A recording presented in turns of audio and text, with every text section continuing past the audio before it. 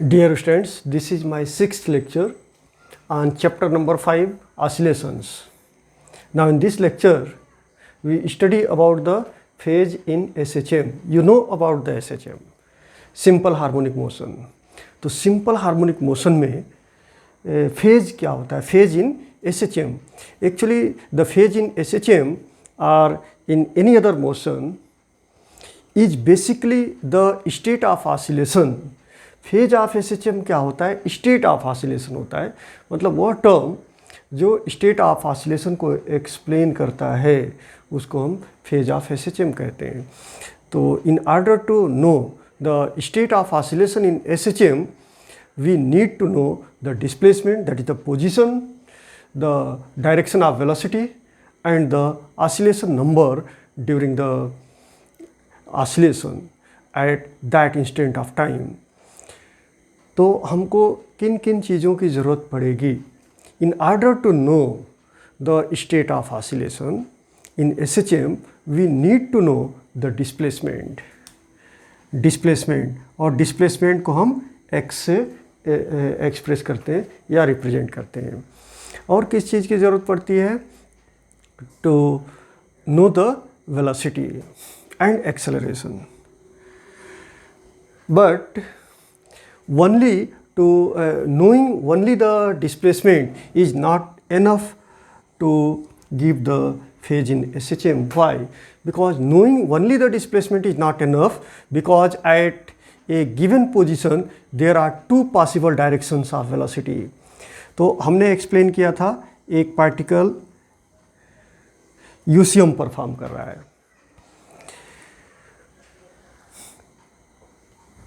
and this is the x-axis, this is the y-axis. हमने reference diameter ले लिया y-axis को. This is our reference diameter. And this diameter we study about the projection of particle which is performing UCM. So now if particle is moving along the anti-clockwise direction like this. Particle is here, then its projection will be here. Particle is here, then its projection will be here. If particle is here, then there will be the projection of this particle at this point. If particle reaches here, then there is a projection.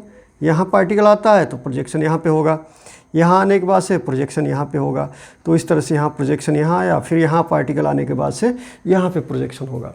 तो you can see here in this diagram the particle performing UCM like this and the projection is like this, and therefore this is linear SHM, and this is the mean position, and this is the positive extreme position, this is the negative extreme position. Means this is a mean position, this is a extreme position, and this is a extreme position, and the radius of this circular path just equal to this length is called amplitude of that linear SHM.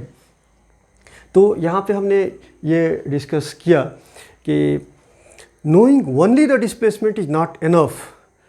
Knowing only the displacement is not enough. Take here, this is a mean position O, and displacement here is x, and same displacement may be here x, but this is a positive extreme position and this is a negative extreme position.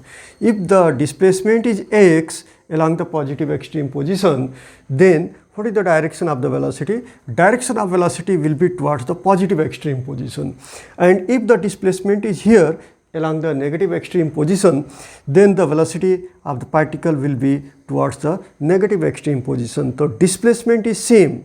So therefore there is two possible positions of the particle, this position and this position, because the displacement here is same as the displacement here, but the velocity here is just opposite to the velocity here. So therefore it is not only the position is capable to explain or give the phase in SHM. And second point, knowing only the velocity is not enough, because there are two different positions of same velocity. अगर particle की velocity यहाँ पे है, displacement यहाँ पे है, तो यह डिस्प्लेसमेंट मीन पोजीशन से लेंगे और वो हो जाएगा x। यहाँ पे डिस्प्लेसमेंट है लेकिन ये नेगेटिव एक्सट्रीम पोजीशन के डायरेक्शन में है और ये भी डिस्प्लेसमेंट है x। तो यहाँ पे both the positions knowing only the velocity is not enough because there are two different positions for the same velocity। यहाँ पे जितनी वेलोसिटी होगी उतनी ही वेलोसिटी यहाँ पे भी होगी। तो अगर हम कहते हैं कि SHM में एक पर्टिकुलर वेलोसिटी v1 और यहाँ पे वेलोसिटी v1 है, यहाँ पे भी वेलोसिटी v1 हो सकती है अगर डिस्प्लेसमेंट दोनों सेम है तो। But there are two different positions, there is not only a particular position. तो therefore these only displacement and velocity are not capable to give the phase in SHM. Hence, to know the phase, we need a quantity that is continuously changing with time.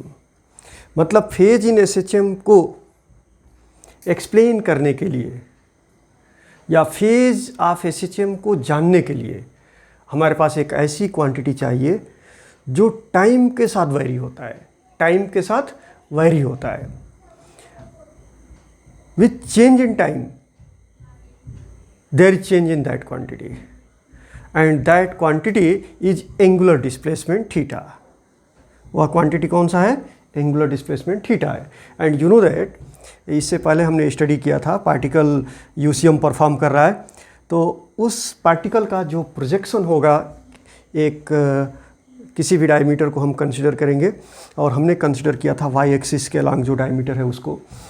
तो particle UCM perform कर रहा है तो उस particle का जो projection होगा Y axis के अलॉन्ग जो डायमीटर है वह प्रोजेक्शन लीनियर एसएचएम परफॉर्म करेगा। तो वहाँ पे हमने एक लाइन कंसिडर किया था, रेफरेंस लाइन, और वह था ये x axis. So suppose that at any instant of time the position of the particle is here and this was considered as a phi, and therefore after certain interval of time t the particle reaches here from p0 to p, and you know that the angular velocity in this UCM is constant, that is omega is the angular velocity. So in time t what will be the angular displacement, and that angular displacement will be omega t because omega is the angular velocity and angular velocity का definition होता है change in angular displacement in per unit time is called angular velocity। तो omega angular displacement होता है t unit time में। तो t time में angular displacement कितना होगा? Omega into T. तो ये एंगुलर डिस्प्लेसमेंट हो गया। तो रेफरेंस लाइन से टोटल एंगल कितना बनेगा? This angle will be omega T plus phi, omega T plus phi, and this is the angular displacement and this term is continuously goes on changing, omega T plus phi. Particle यहाँ पे है तो omega T plus phi 0 है, particle यहाँ पे है omega T plus phi 90 degree है, particle यहाँ पे आया तो ओमेगा टी प्लस फाई कितना हो गया? 180 डिग्री। पार्टिकल यहाँ पे आया तो एंगुलर डिस्प्लेसमेंट कितना हो गया? ओमेगा टी, ये 90 प्लस 90 मीन्स 270 डिग्री। पार्टिकल फिर से यहाँ पे आ गया तो एंगुलर डिस्प्लेसमेंट ज़ीरो नहीं होगा। एंगुलर डिस्प्लेसमेंट कितना हो जाएगा? 90 degree plus 90 degree plus 90 degree plus 90 degree, total कितना हो गया? 360 डिग्री। फिर पार्टिकल यहाँ पे आया तो उसमें 90 डिग्री ऐड करेंगे, फिर पार्टिकल यहाँ पे आया फिर प्लस 90 डिग्री। इस तरह से एंगुलर डिस्प्लेसमेंट होता रहेगा। मतलब एंगुलर डिस्प्लेसमेंट क्या होगा? एंगुलर डिस्प्लेसमेंट टाइम के साथ चेंज होगा। At change in time, with change in time angular displacement goes on changing. So therefore this term theta is equal to omega t plus phi is used as a phase of SHM. Now the special cases case number 1, if the phase angle theta is equal to 0 degree, phase अगर 0 है तो क्या होगा, phase 0 है, particle just इस point पे है, मतलब फेज 0 है, that the particle is at the mean position, particle कहाँ पे होगा, इसका प्रोजेक्शन कहाँ पे होगा, मीन पोजीशन पे होगा। तो if theta is equal to 0 then it is just at a mean position and moving to the positive. ये पार्टिकल जो यूसीएम परफॉर्म कर रहा है एंटी क्लॉकवाइज डायरेक्शन में मूव कर रहा है, थीटा इज इक्वल टू 0 है, इसका प्रोजेक्शन कहाँ पे होगा, मीन पोजीशन पे होगा। पार्टिकल मूव करेगा पॉजिटिव के तरफ, मतलब ये पॉजिटिव एक्सट्रीम पोजीशन की तरफ मूव करेगा। Now and this is the beginning of first oscillation, this is the beginning of first oscillation.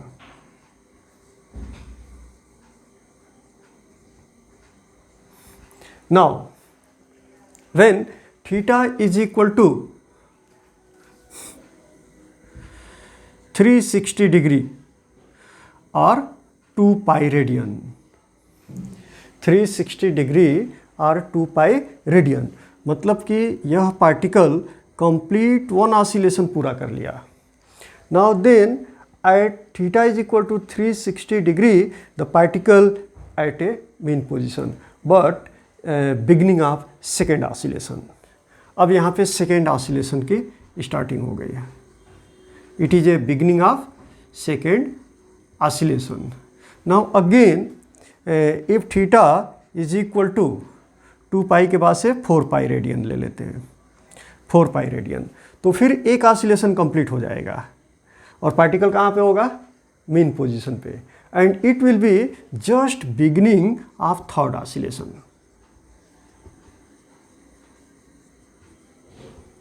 Now if theta is equal to 6 pi, तो फिर से पार्टिकल यहाँ पे आ जाएगा, मतलब कहाँ पे होगा उसका प्रोजेक्शन, मेन पोजीशन पे होगा, मेन पोजीशन पे होगा, but this will be beginning of fourth oscillation.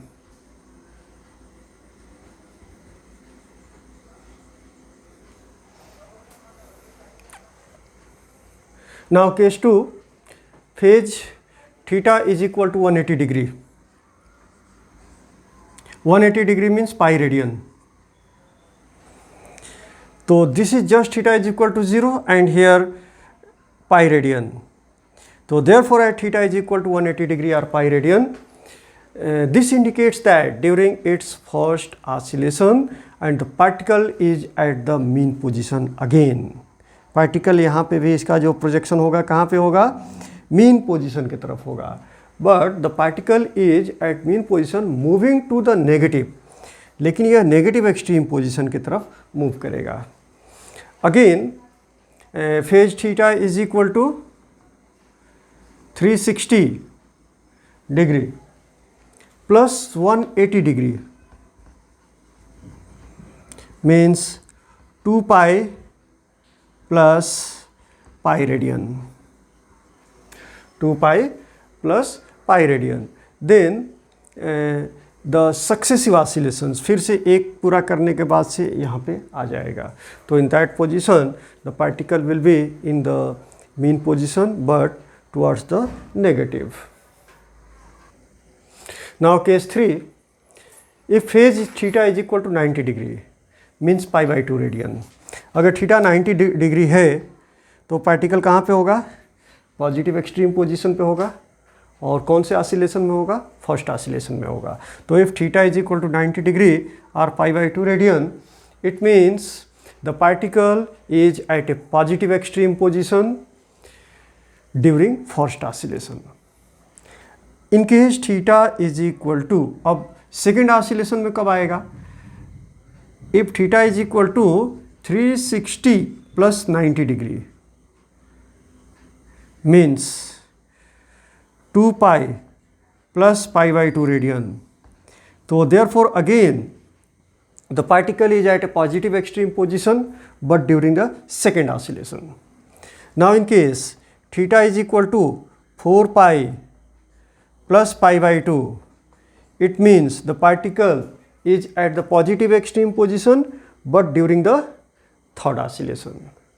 And if theta is equal to 6 pi plus pi by 2, it means the particle is at a positive extreme position, but during the which oscillation? This is for the first oscillation, this is for the second oscillation, this is for the third oscillation, and this is for the fourth oscillation. In this way, the particle will be at a positive extreme position, and oscillation will be different for different phase angles, and this is this theta is known as phase of SHM. Now case fourth, if phase theta is equal to 270 degree, ये कितना angle होगा? 90 degree होगा. ये कितना होगा? 90 होगा, और ये 90 और ये 90. तो 90 प्लस 90 प्लस 90 कितना हो गया? 270 डिग्री. तो if theta is equal to 270 degree, it means the particle is here and projection will be also here, means it is at the negative extreme position during the first oscillation. If theta is equal to 270 degree, that is 3 pi by 2 radian, it means the particle is at a negative extreme position and during the first oscillation. But if theta is equal to, this is the first oscillation, but if theta is equal to 2 pi plus 270 degree, means 3 pi by 2 radian,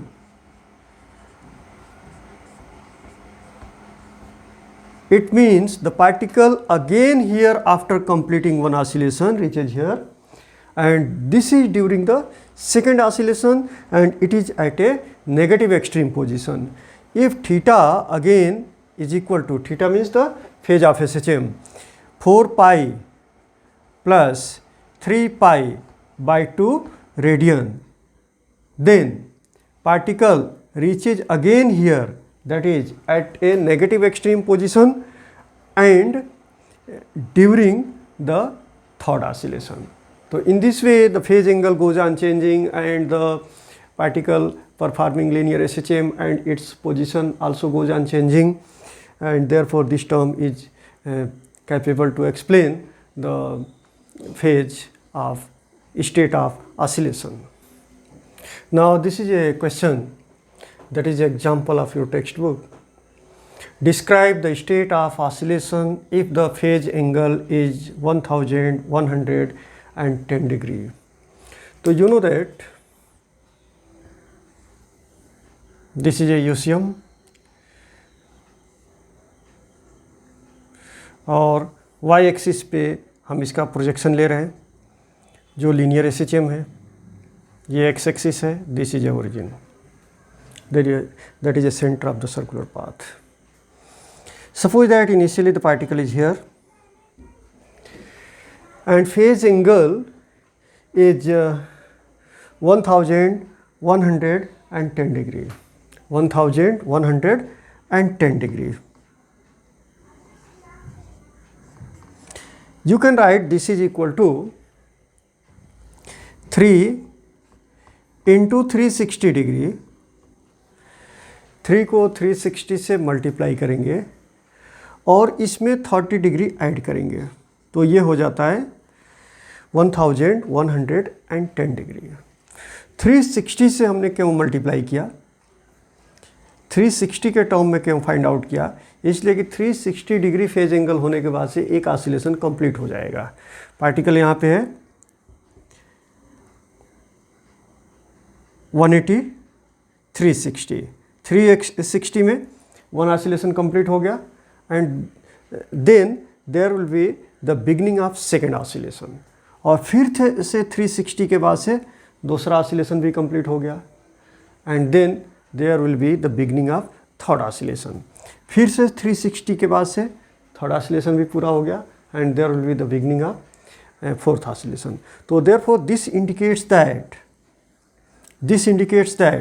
3 oscillations are completed, and plus 30 it means there is a beginning of fourth oscillation and it is moving towards the positive extreme position, because not 90 degree here, If plus 90 degree, then projection will be here and the particle which is performing UCM will be here.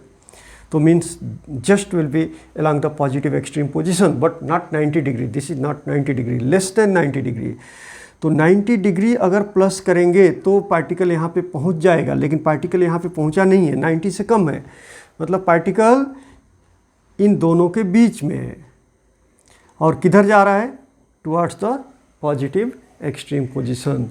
तो therefore you can write a sin 30 degree. A क्या है? A is the amplitude and this will be equal to, you know that sin 30 is equal to 1 by 2. Therefore, this will be A by 2, means the particle moving towards the positive extreme position and it travels a distance is equal to half of the amplitude. Particle is here. Now this is an example 5.8. While completing its third oscillation during the linear SHM, a particle is at -√3 by 2 A. A क्या है? Amplitude है. Heading to the mean position, determine the phase angle. Phase angle मतलब theta find करना है हमको. Phase angle is theta. Look here in the problem, while completing its third oscillation, 3 oscillation पूरा हो चुका है. Completing the third oscillation during linear SHM, a particle is at -√3 by 2 A. Particle कहाँ पे है? थर्ड ऑसिलेशन के बाद है यहाँ पे, मतलब कि ये फोर्थ ऑसिलेशन में है. Heading to mean position, determine the phase angle. तो therefore you can write here to solve this question.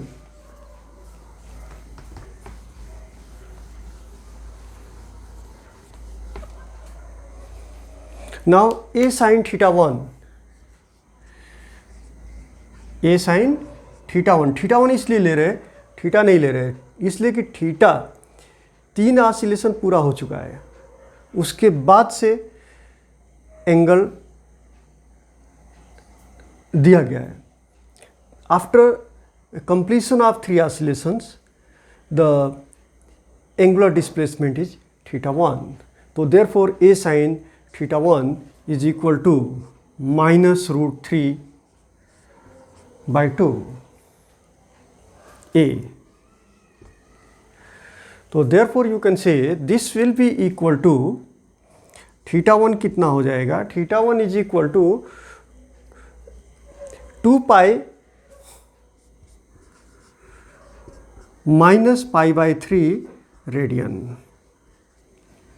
because sin 2 pi minus pi by 3 is equal to minus sin pi by 3, and pi by 3 means 60 degree, and minus sin 60 degree means -√3 by 2, and multiplied by A, it will be A. So therefore theta is equal to 2 pi minus pi by 3, sorry, this is radian.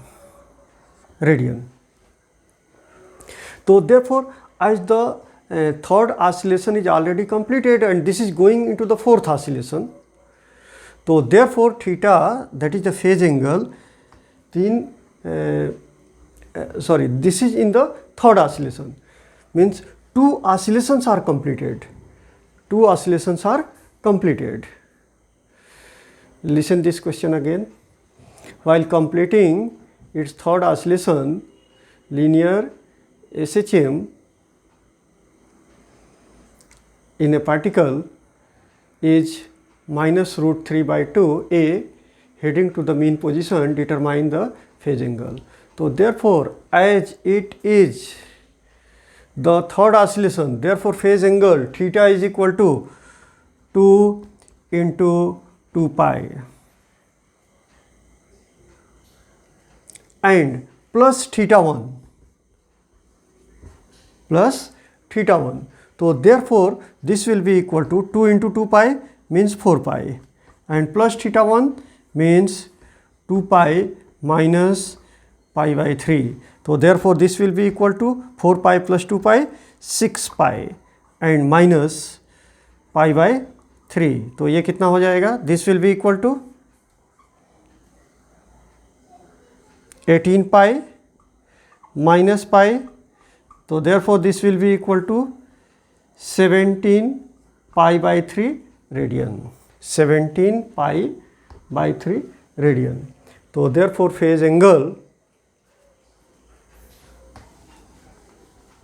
Angle